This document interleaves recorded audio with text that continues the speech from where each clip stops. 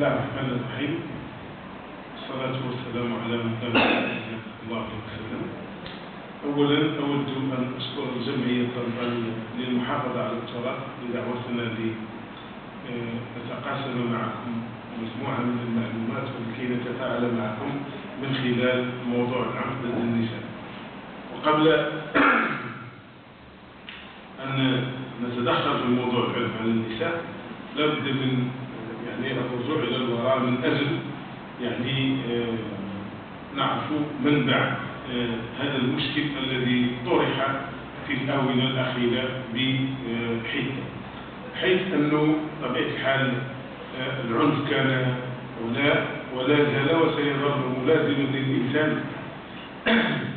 غير أنه بغض النظر عن المعالجة الإسلامية الدينية للعنف، حيث أن الأخ الذي سبقني وضح بما لا يدع مجالا للشك على أن العنف الشخص الذي يمارس العنف هذا الشخص ابتعد عن تعاليم دينه.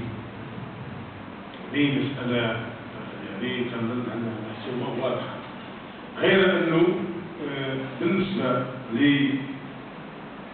للقوانين الوضعية أخذ مفهوم العنف أو ظاهرة العنف تأخذ بعدا كونيا أو بعدا إنسانيا بعد الثورة الصناعية، بحيث تم اقتحام المرأة لمجال التشغيل، ومن خلالها أصبحت تظهر هناك عدة ممارسات. أصبح الإنسان الرجل الحر يشمئز من النظر إلى تلك الممارسات التي كانت تمارس على المرأة. لهذا أصبحت الجمعيات والمنظمات تنادي بمكافحة أو مناهضة العنف ضد النساء.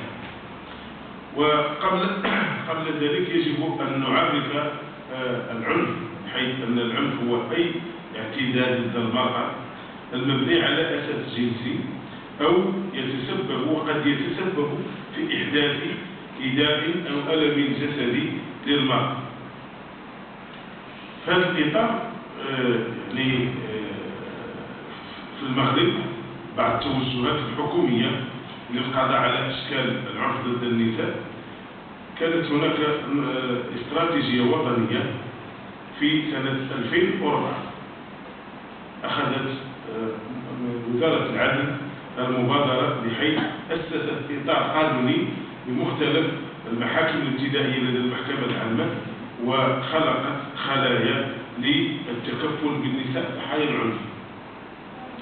هذه الخلايا كان لنا الشرف أن ننضم إلى هذه الخلية منذ سنة 2014، وحضرنا لمجموعة من اللقاءات ومجموعة من النقاشات التي أثيرت داخل هذه اللجنة. وهذه اللجنة